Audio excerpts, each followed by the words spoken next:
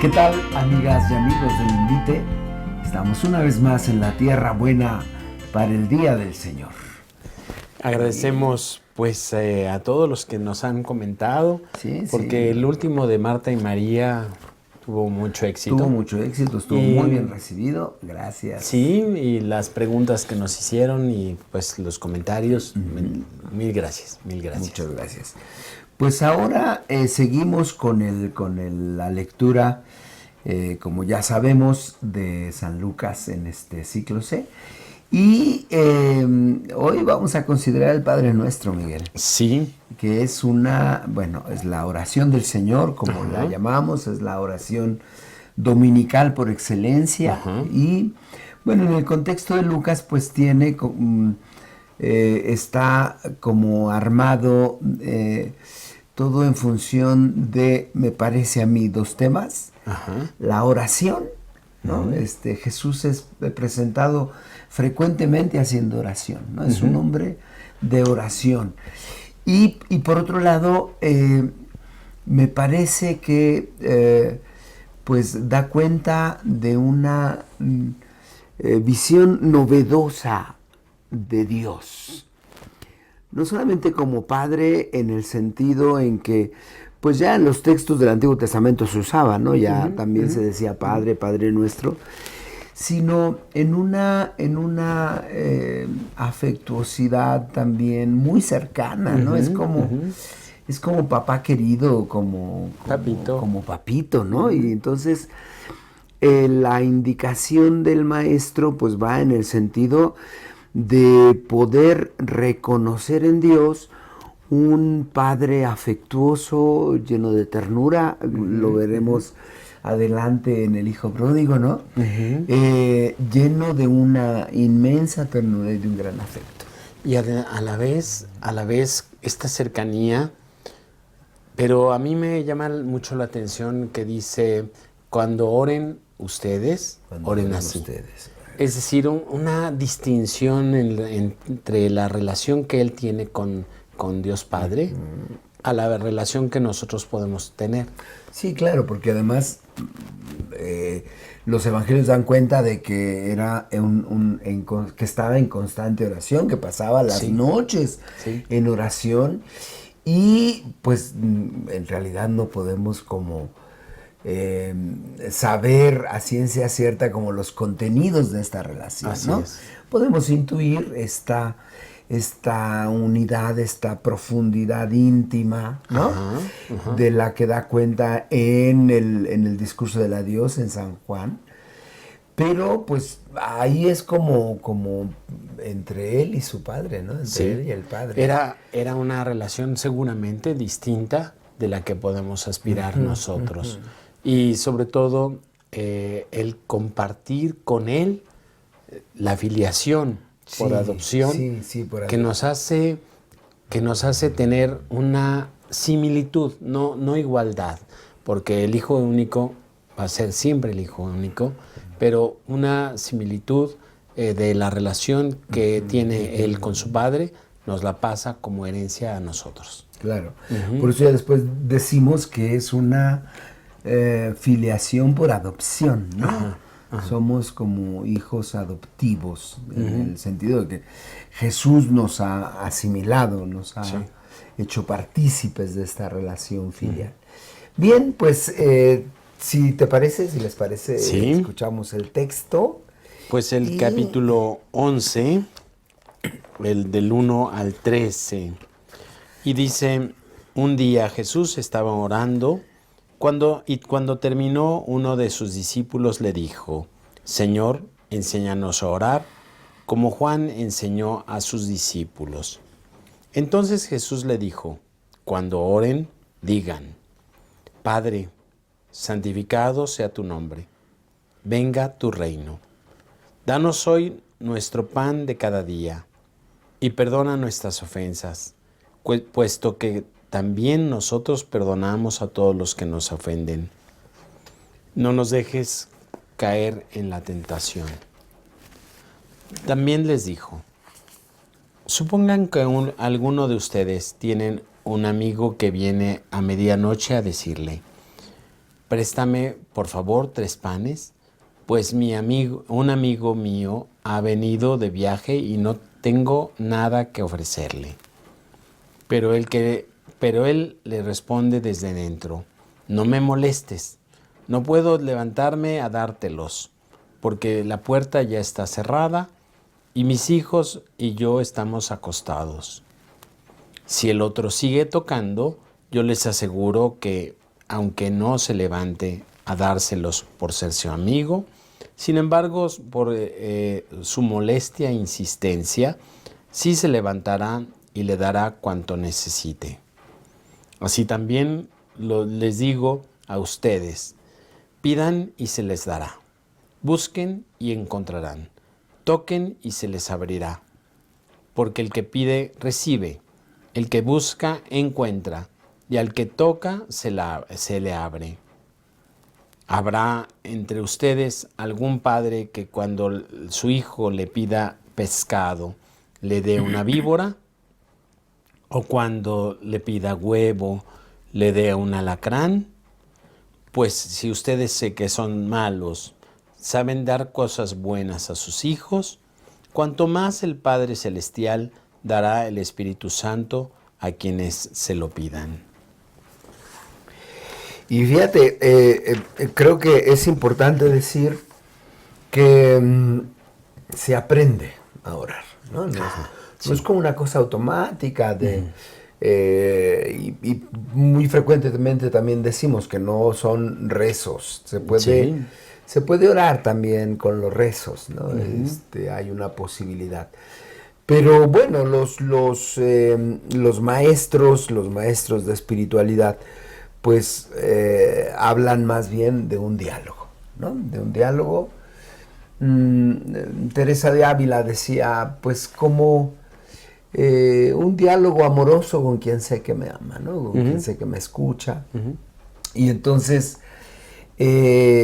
pudiera parecer como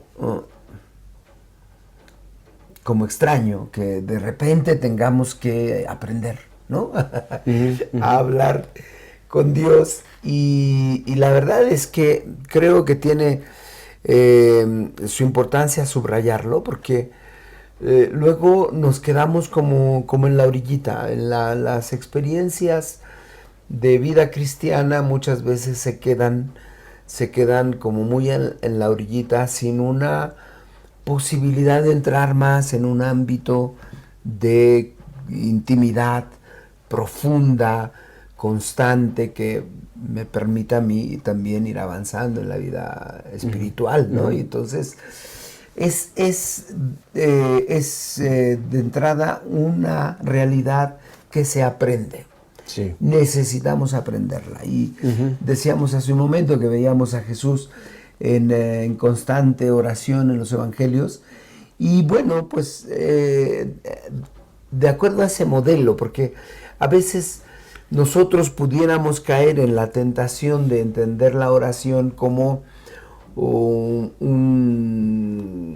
constante pedir, ¿no? Pedimos esto, pedimos aquello, pedimos esto otro, y no porque esté mal, por supuesto Dios es providente, lo subraya profundamente el texto, pero se trata más, a propósito de lo que decíamos de papito querido o papito, más de una relación de intimidad con Dios, ¿no?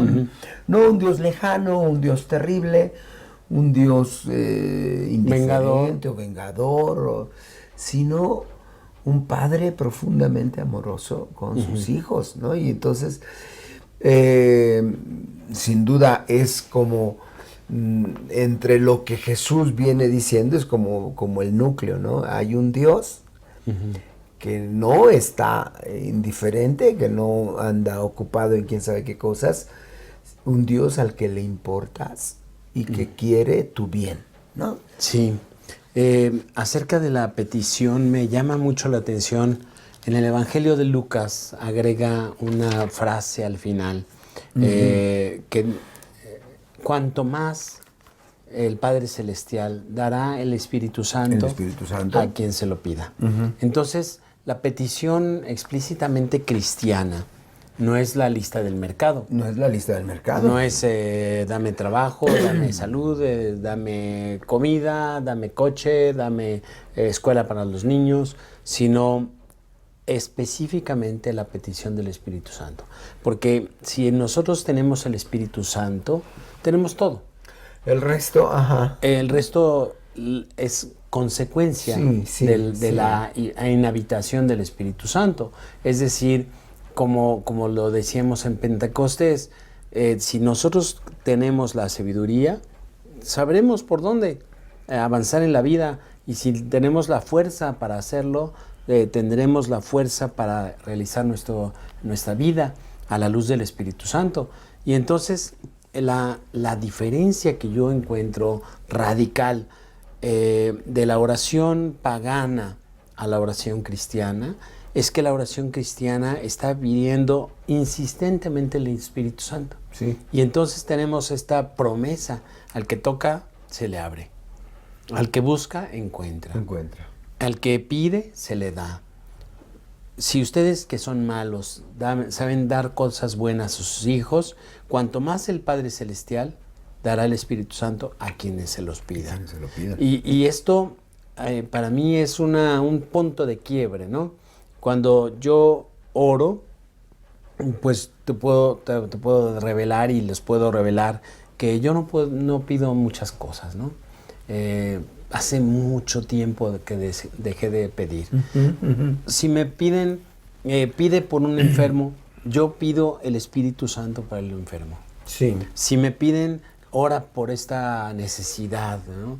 Una persona que se queda sin trabajo, o una persona que es secuestrada, o que la asaltan, pida por mí, Padre. Sí. Yo no pido en favor de que se cure, o que tenga trabajo, o que encuentre un bienestar. Yo pido insistentemente el Espíritu Santo. Sí. Y entonces, esta para mí es una pista que me arrojó mucha luz.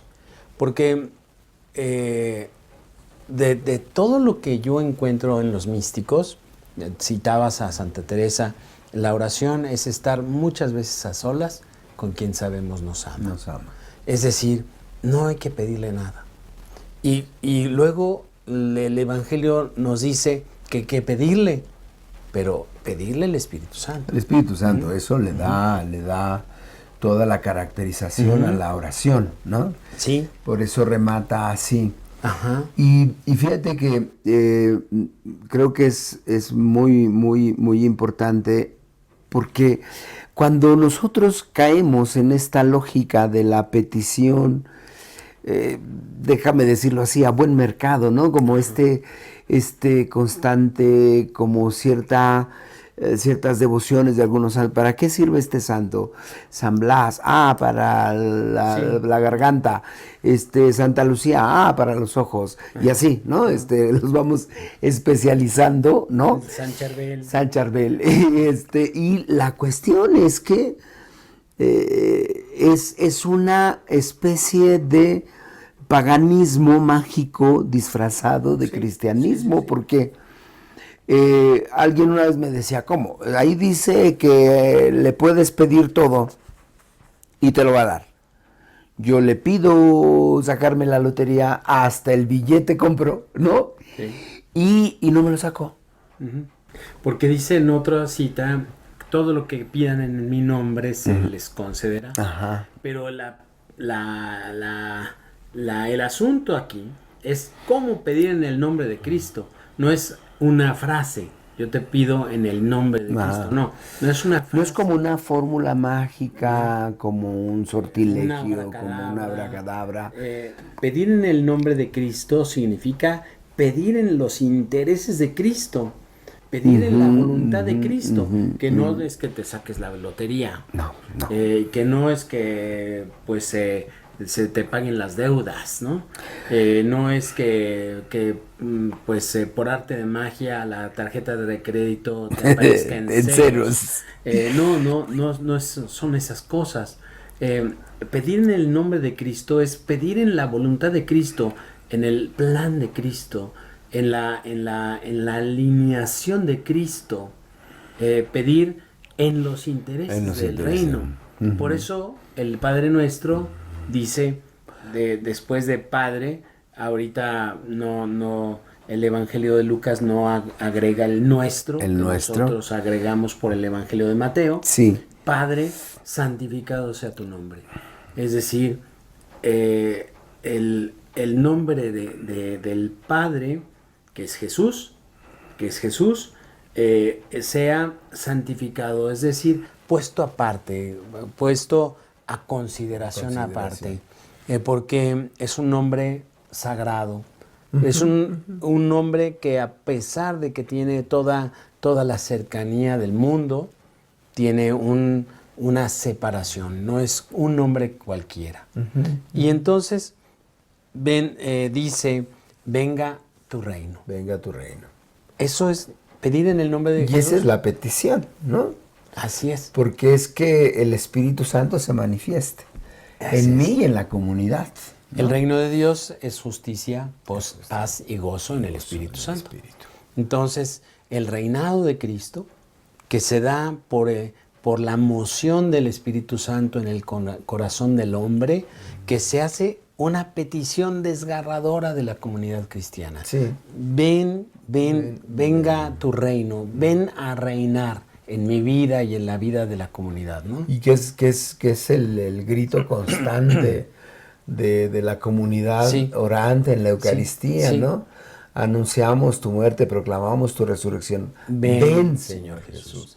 Está este constante anhelo de que se cumpla esta palabra, ¿no? Sí. Que es me imagino yo como esta constante renovación de la efusión, si se pudiera decir, ¿no? Porque en realidad nosotros estamos inmersos, ¿no? Estamos incluidos, lo que explicabas del Paráclito, ¿no? Constantemente.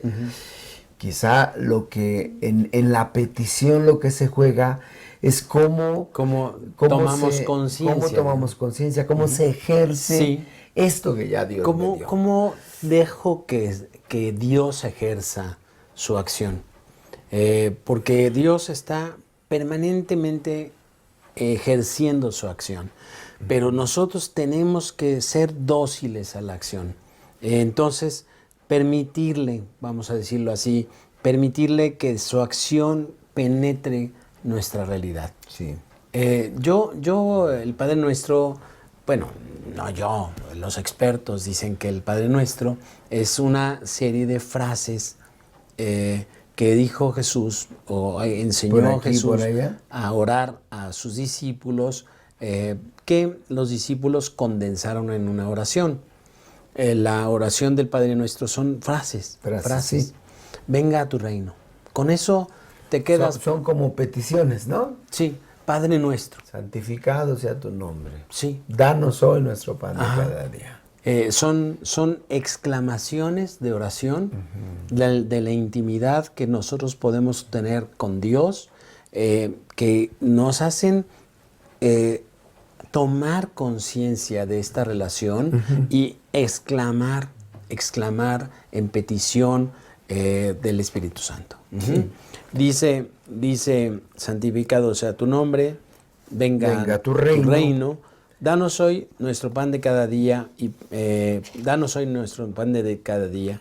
Los expertos dicen que el pan de cada día está mal traducido.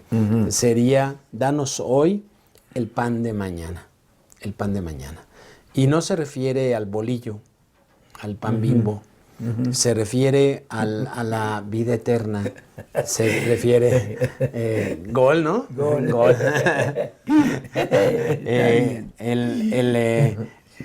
No se refiere a la tortilla, sino a la realidad futura. Esta realidad que nosotros jalamos. A la plenitud, ¿no? Del reino. A la plenitud del reino. El pan tampoco es el pan eucarístico en ese sentido directo. En un sentido espiritual, sí. Pero en el sentido directo, no. En el sentido directo es como danos, acércanos la vida eterna, acércanos el banquete de la vida eterna, ¿no? Como dice la oración que acabas de citar, anunciamos tu muerte, proclamamos tu resurrección. Ven, Señor Jesús. Acerca esta realidad, acerca. Y la frase o la expresión en griego es Maranatá.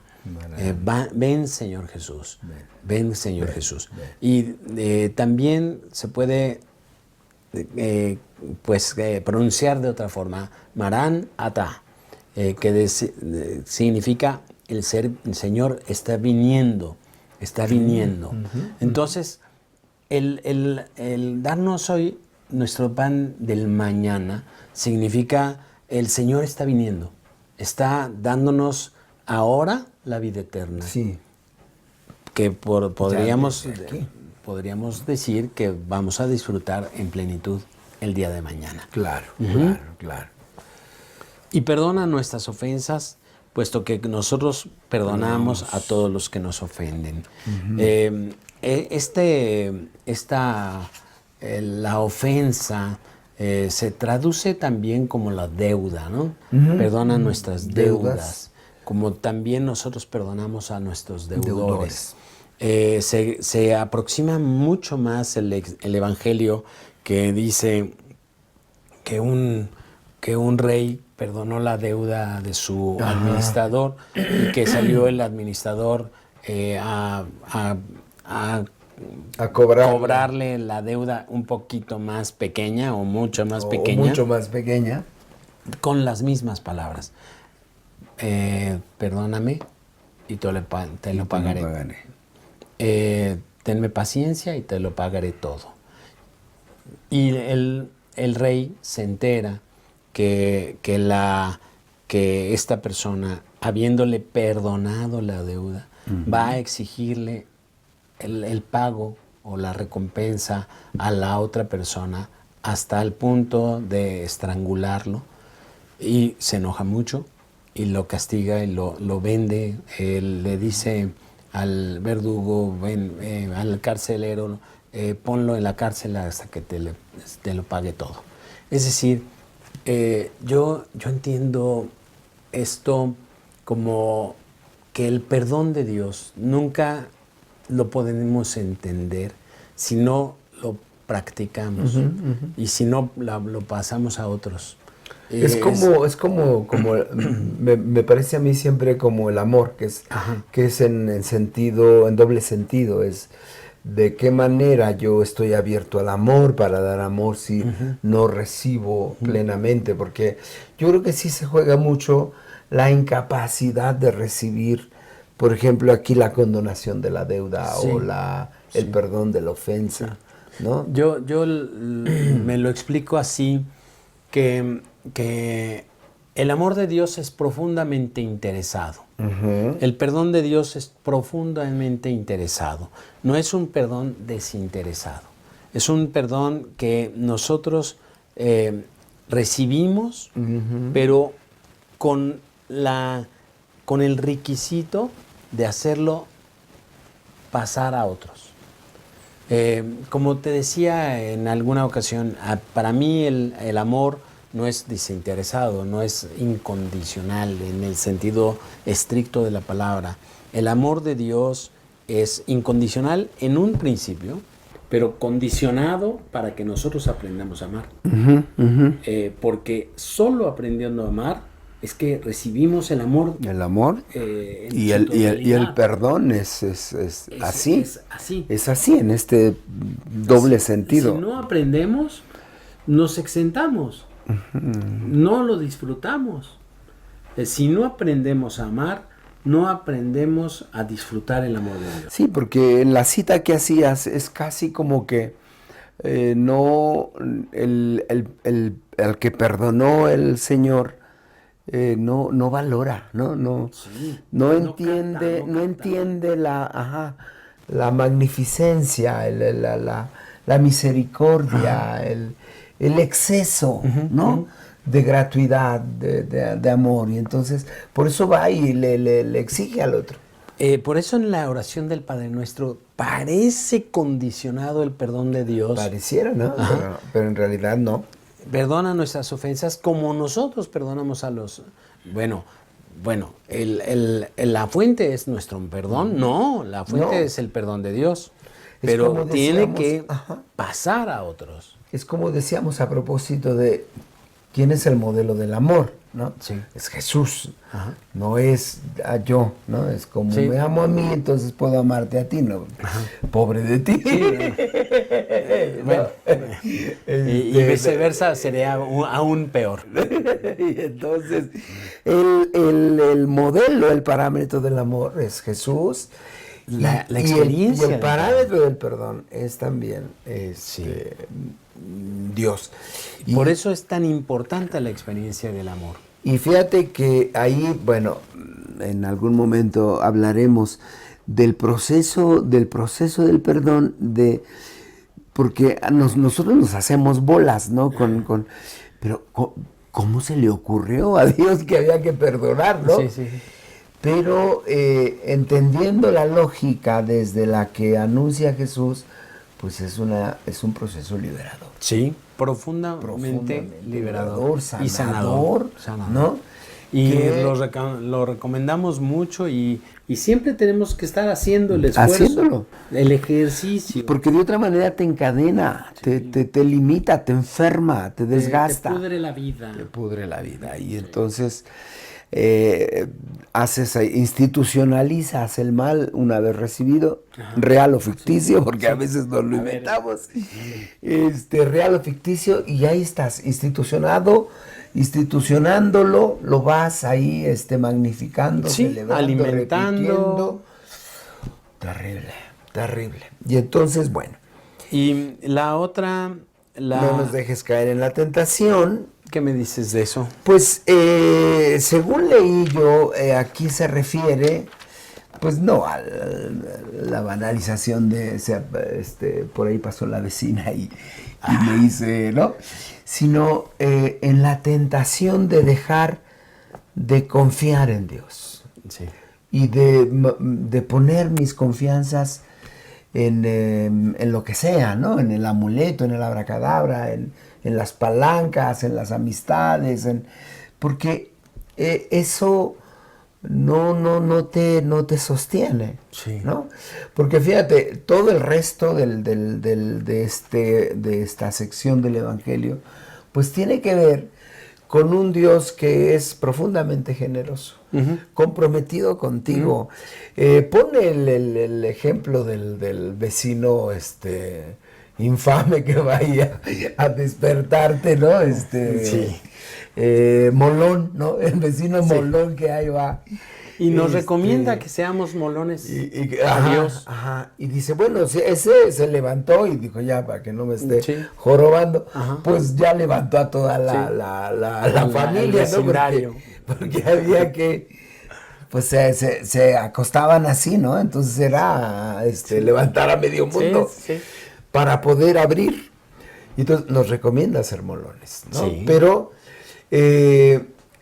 Pero no porque el Señor esté ahí como haciéndose del rogar. Porque esto es una de las características, me parece, ¿no? De que Jesús subraya que el Padre no es uno que se haga del rogar. No está ahí poniéndose sus moños, a ver, convénceme, ¿no? Como la novia, ¿no? La oración para pedir el Espíritu Santo tiene que ser una oración insistente por pedagogía. Porque el Espíritu Santo ya lo tenemos. Y si no insistemos en pedirlo, pasamos toda la vida sin darnos cuenta de que ya está. La insistencia que nos pide es una insistencia pedagógica, de toma de conciencia del don maravilloso que tenemos. En la efusión del Espíritu Santo. El don maravilloso que siempre nos da. Desde el bautismo nos da. Y fíjate que yo descubro que Jesús, en su insistencia, tiene siempre esta actitud de maestro, ¿no? Sí. De irnos enseñando. Sí.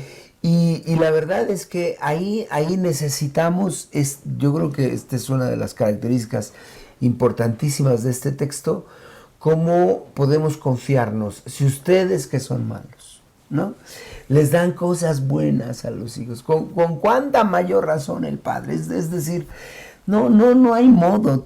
Cuando escucho que lo dicen, es que Dios me mandó, me hizo, me tornó, me quitó a mi papá, ¿no?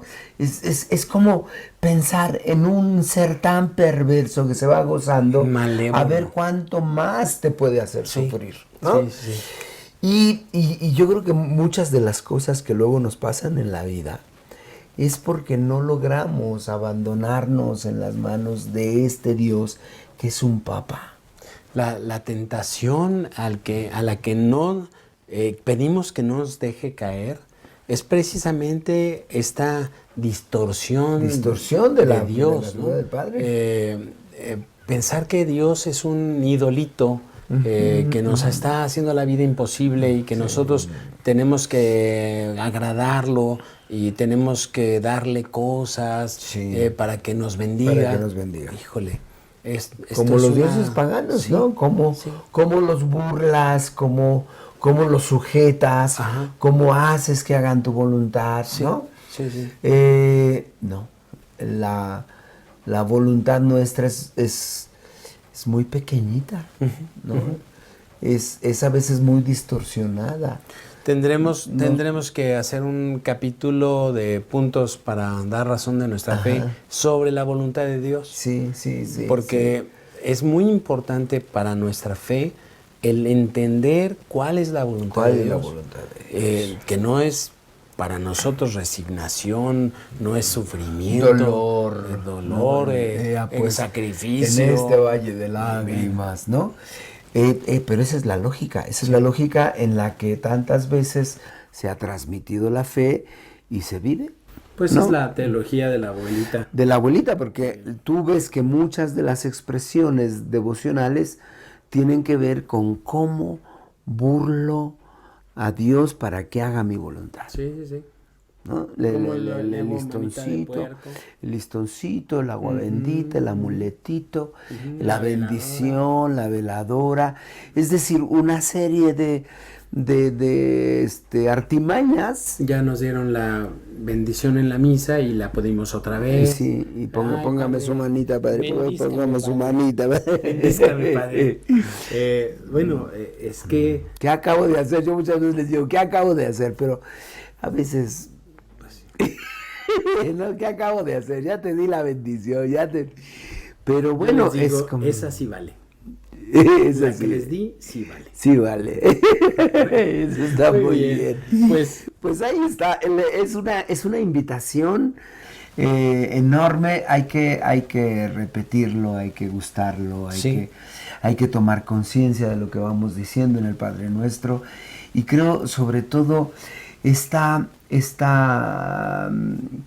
actitud de confianza que señala Jesús. Él es bueno. Él es bueno y no te negará la presencia del Espíritu Santo en tu vida porque ya la tienes, ¿no? Y entonces dale, insístele, ¿no? ¿Qué tal si nos quedamos con la tarea de reflexionar el Padre Nuestro? Sí. Hay que ponerse en silencio. En silencio. Hay que respirar. Sí. Ya Mari nos debe una explicación o un modelo de oración. Que le vamos a pedir ya. Pero hay que respirar y ponerse con los ojos cerrados en una actitud cómoda, tampoco acostados en la cama. Tampoco demasiado cómoda. Tampoco demasiado cómoda. Si pueden ir al Santísimo en esta semana, una media hora, 20 minutos, que nos sentemos y respiremos y comencemos a repasar frase por frase. O una frase, ¿no? O si te atoras en una frase, te gusta, vete por allí. La oración no es como los temarios de la escuela, que hay que terminar a toda costa y las últimas oraciones las vamos a decir a prisita, ¿no? En las últimas unidades de la escuela, ¿no? De la escuela, Bueno, la oración es un diálogo, es estar muchas veces a solas con quien sabemos nos ama. Y yo creo que también hay que decir, sobre todo a los que van como a los inicios, que no se desesperen, que no se exijan mucho. A veces puedo estar 5 minutos, está muy bien, 5 minutos, aquietarme un poco, respirar, quedarme ahí en silencio a solas. Sí. Hacer presencia.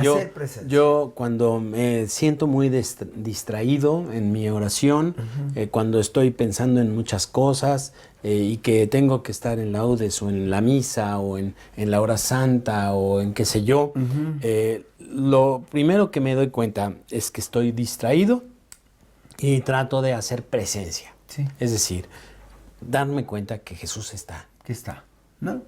Y que a lo mejor en ese momento no me está alcanzando para hacer silencio, para entrar en una intimidad profunda, pero ahí estoy, ¿no? Ahí está Jesús. Ahí está Jesús. ¿No? Muy bien. Pues muy bien, amigas, amigos. Compartan, denle like, coméntenos, es para nosotros muy importante recibir sus comentarios. Y suscríbanse porque nos hace bien al canal. Ya tenemos más de 500 suscriptores, y pues vamos avanzando poco a poco. Gracias. Y pues muchas gracias a ustedes. Bendiciones.